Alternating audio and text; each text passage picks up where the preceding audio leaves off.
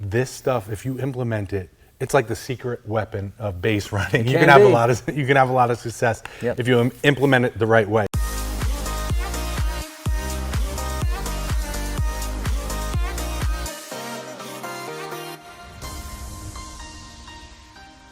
What's going on, guys? Coach Madden, YouGoProBaseball.com. I'm here with the man, Kevin Graver, KG, and he's got some great stuff. Jump, lead, steal, breaks. He's never talked about this on camera before. This is an exclusive for you guys, and I'm really excited because this stuff, if you implement it, it's like the secret weapon of base running. You can have a lot of success if you implement it the right way. So I want you to dive into it, share as much as you feel comfortable. I know this is like secret sauce stuff, but I want these guys to really get some value out of this. Yeah, we're delving into territory that some people call new school versus old school.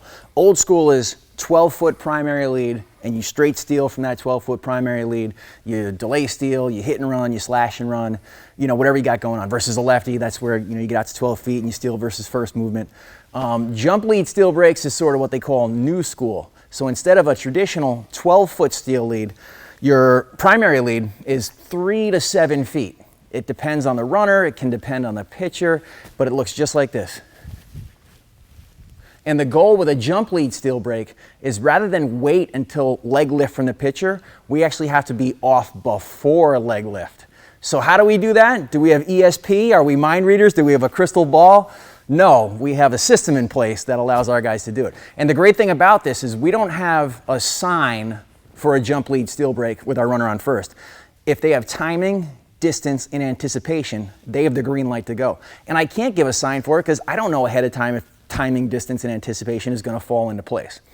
So what they're banking on is pitchers come set, and then some people call it UCLA.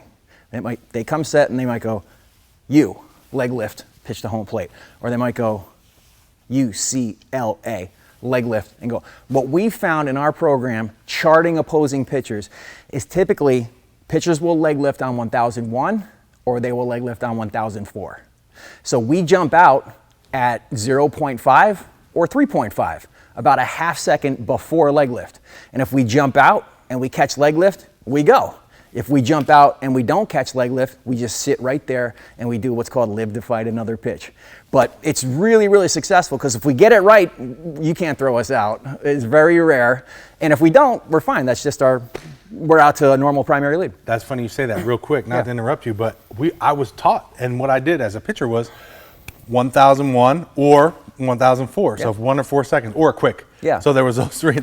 Well, it's funny you say that because I didn't come into this part of it with that preconceived notion. We charted it for a couple years, and those were the two most common counts. And we never flip a coin in our program. I mean, they have the green light if those three things fall into place: timing, distance, and anticipation.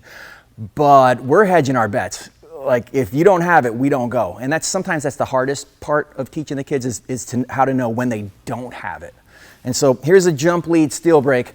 Let's say, the other thing is John, our runners in their head, they don't count UCLA.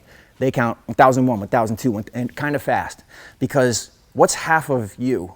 Right. But half of 1000 is 1000. So they jump out on 1000 or 3.5, whatever the equivalent is there. So here's my 3 to 7 foot primary. It's just a little shuffle.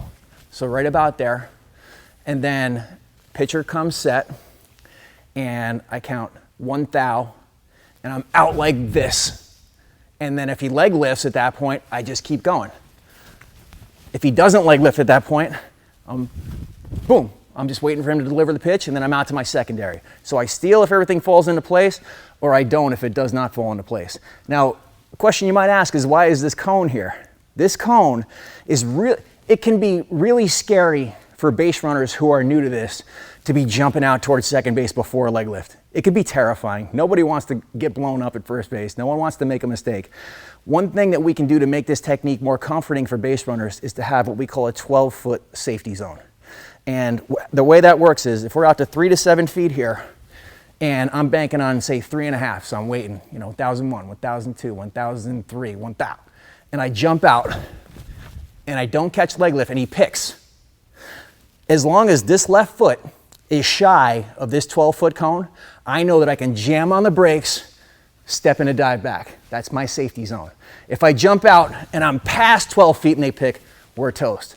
So once kids get a feel for the 12-foot safety zone, that's really reassuring. They feel like, oh, this is my space here. Like I kind of own this space.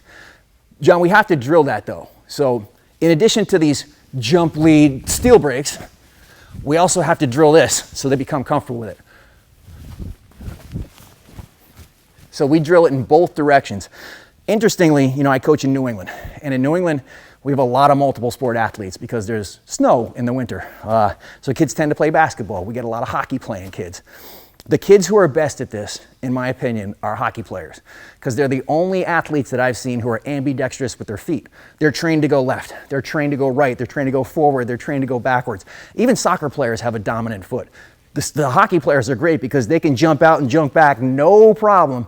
But actually, it's the baseball only kids that have the hardest time with this because they're not doing other things that you need to do to be an athlete in other sports. I got a question. Yeah. Is the jump part, is that like the delay or secondary lead that you were talking about in the other video? Great video too. Go check that one out. I'll leave a link down below. But is the jump the same or is it lower or how does that work? It's a little bit lower than a delay steal technique because delay, we are trying to gain as much ground as we can towards second base. It's kind of like a jumping jack. We're getting vertical, we're getting towards second base. This one is more like we got to be ready to plant that right foot and dive back. So it's a little bit of a different, more 50-50 type technique here. So you got to be able to do this, boom, and you got to be able to do this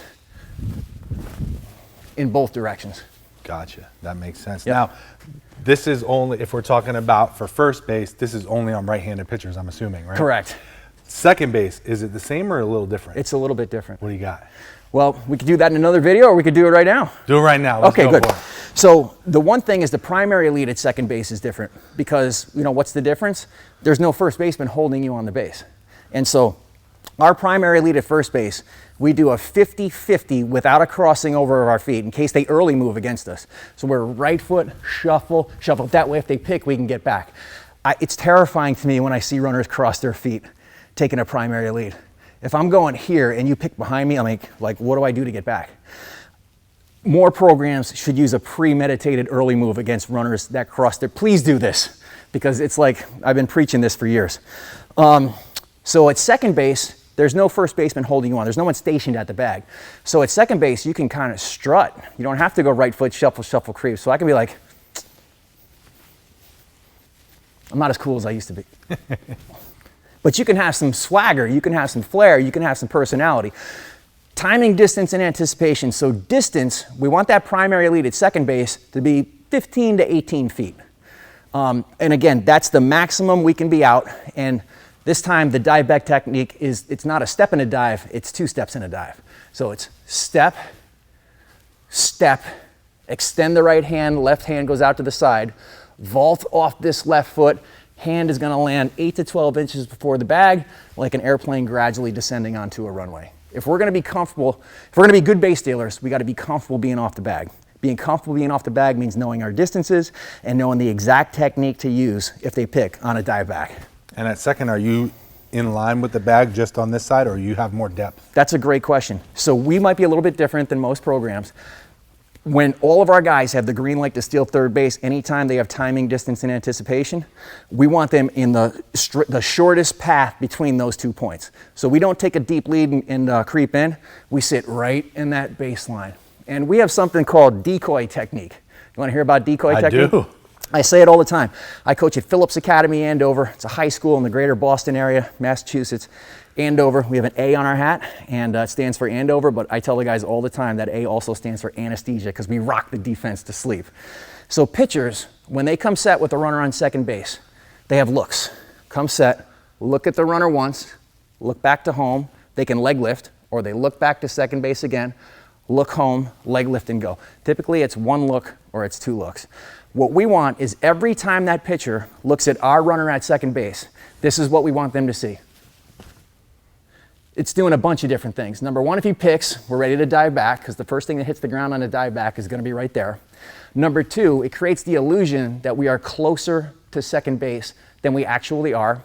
Number three, this does not look threatening. Does this look like I'm fixing to steal third base? No. Absolutely not. This is the anesthesia part. And then when those eyes start to go back to home plate from that pitcher, that's when we hit them and go in the other direction. And I love it when we steal third and the pitcher's like, what happened? I looked at that guy and he was like leaning back towards second base. So that's one of those Cobra Strike moments that we have in our program. One of the things at the high school level that I noticed is a lot of pitchers will do one look. Yeah. Do you got guys who are just like rolling into third base, standing up sometimes with this technique? We're hedging our bet. So timing, distance, and anticipation, that's the anticipation part. Our guys are premeditating, I'm gonna jump out on one look or I'm gonna jump out on two look. Pretty much. And if they get it right, that works. And if they don't, we live to fight another pitch. The difference between here and first base is if we jump out and we don't go, we gotta jump right back. Because that's no man's land. If they start to set up a pick or something like that, we're really, really vulnerable there. So we got to be good going in two different directions. This seems tough. Or you coached at the professional level, college level, coaching in the Cape, coaching at the high school level now, even 15U for travel. How do you get these guys to first of all, buy in and trust themselves, but also to not mess it up? I feel like, a lot of schools or programs would try to implement this and it would be terrible. Yeah, so we have a method. The first thing what we teach is the primary lead, so they get a feel for getting out the 7-8 steps. Number two is we teach that dive back technique, so they grow comfortable being off the bag. Number three is we talk about looks. Like, hey, we demonstrate this is what a pitcher does. He looks at you once, looks to home, he can leg lift, looks at you again, looks to home, he can leg lift. If we get a pitcher who's doing that, we sort of have that anticipation piece and process, and now it's about timing. We can't wait until that pitcher's eyes get back to home plate. We can't wait until leg lift. We got to be off before the eyes reach home plate, before leg lift, or we don't have it and we do not go. You'll notice that my steel break here was a little bit different than a traditional straight steel break. A straight steel break is boom, turn and go. Here's the thing. When we jump out, just before leg lift could turn into inside move, couldn't it? Mm-hmm. Yes, so we're hedging our bets. We're gaining ground while not turning our shoulders toward third base, so that if leg lift turns into inside move, we just jam on the brakes, step, and a dive. One thing that I've learned, and this isn't an exact statistic, but I'd say 97.4% of the time, when a pitcher goes inside move with a runner on second, there's no middle infielder at the bag. So we don't panic. We know the technique, we've practiced it a million times, and we call it surrender to technique. We just dive back. That's great stuff. Now the jump lead, I'm messing it up already. I told you. Jump lead steel breaks. Lead steel breaks at second base. You could do that on a lefty or a righty. Oh, lefty even more so because we're sitting in their blind spot. Oh, okay. So, picture this. Here's a righty. They come set. They can kind of look right at you without a problem. Lefty, they come here and they got to go, ooh. Sitting in that lefty's blind spot. I don't want to give away too much, but the best pitch to steal third base is the first pitch that you are on second. Okay. Why is that? Well, because if you get out there at second base and you kind of jump out, you don't go, and you jump out, you don't go on the next pitch, you're sort of setting off alarms. Right. We like to do it like, I don't want to give away too much information. We like to do it before they know we're going to do it, and that's really successful. And I think KG doesn't want to give away too much because he's still playing, he's still using this stuff against other teams. Yes. He wants you guys to have it, but he doesn't want other teams to know, the strategy. But the great thing about this is since we started doing this in 2014, not only has it made us a better team, but it has forced our opponents to become better at defending against us. And I think it's raised the level of play in our entire region, to be quite honest with you. And we got programs copying what we do now, and it's been great.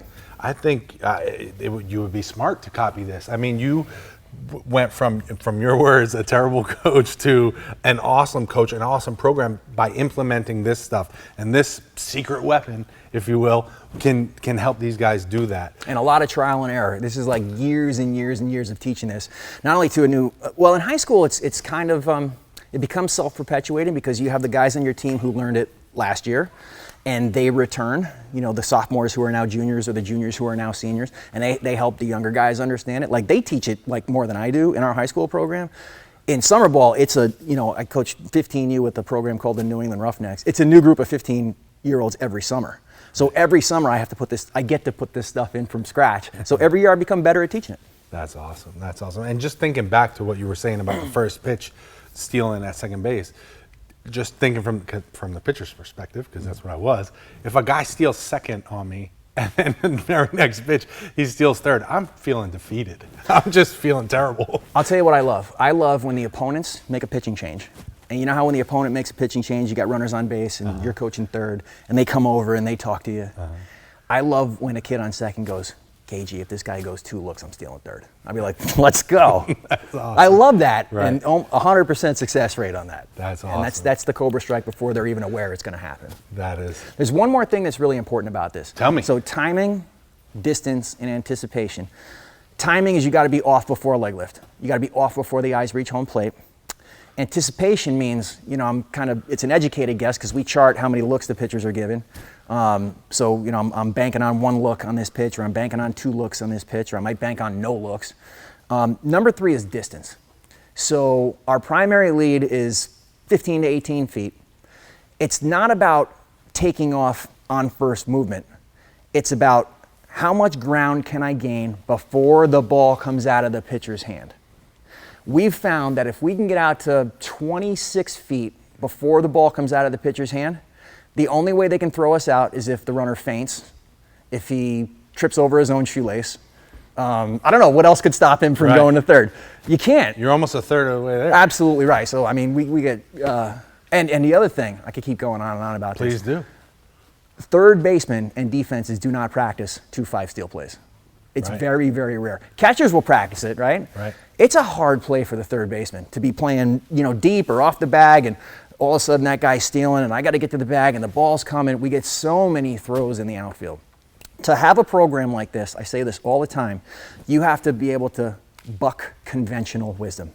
And conventional wisdom includes things like, why would I steal third base with 2 outs when I'm going to score from second on contact anyway?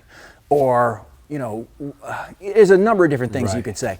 We say, if you give it to us, we take it. And that's the great thing about it. Are you teaching your guys to slide into third, feet first, head first? Is it different for each guy? Yeah. What do you got there? Well, the first priority is to be safe. Right. What do you need to do to get there? But we love it. I have a highlight reel of our guys sliding feet first into third base and throws going into the outfield, and those guys scrambling up and scoring. And that's pretty rewarding. But, the first priority is to get there. Right, Yeah. so whatever they can do. Yep. Got it. Well, that is, amazing, amazing stuff. Please take this and use it. Try to implement it. Don't use it against us, though. Where can they find you at? I know Yeah. Big Blue Baseball on YouTube. I'll leave a link down below. Definitely go subscribe over there. Yep. You talked on the big stage at the ABCA. Yeah. A great presentation there. If you want like the full, thing, there's a video out there somewhere. Where else can they find you and see more of your stuff? Yeah, presenting at the American Baseball Coaches Association National Convention in Chicago this past year was quite an honor. When I got the call, it was like, cool. And I called my wife and I called my mom. But it was like one of those be careful what you wish for things. It's like, oh gosh, there's like 8,000 coaches that register for that. And some of them are like my coaching idols. So I prepared like Rocky Balboa getting ready to fight Ivan Drago in Rocky V, I think it was. And Nice. I went up there and I feel like I did pretty well. I used a lot of video. I only had 37 minutes. But yeah, if you're an American Baseball Coaches Association member, you can log in at abca.org and catch my presentation from Chicago. The YouTube channel is just search Big Blue Baseball. You'll come to it. I put a lot of instructional videos and stuff up there. On Instagram, we're Big Blue Baseball. And on Twitter, it's real_PA baseball. Nice. And Snapchat is Big Blue Baseball. When are you going to write a book or something? I feel like this. Yeah. People. This is videos. These are the books, right? So, I would rather watch a video than read a book. Yeah, no, it's in the works, and it's called Systematic Chaos: okay. Deprogramming Today's Robotic Base Runners. Nice. Yes. I like it. And not to offend robots or kids, but Right. you and I talked about this a little bit before. Kids nowadays are products of structured indoor facilities and travel programs where sometimes you meet at the tournament. Right. You know, kids rarely get out there and just like play and make mistakes and steal and do all kinds of fun stuff. So this is how can we get kids back to playing baseball the way you and I probably played it when we were kids, with no adults, no umpires, no coaches. That's great stuff. We shot a bunch of videos today. I want you guys to check them all out. I'll leave the links down below for that. Again, go subscribe to Big Blue Baseball. Coach Kevin Graber, KG, in the building. And if you got any questions, leave them down in the comment section below, and we'll talk to you down there. Thanks so much for watching. We'll see you in the next one.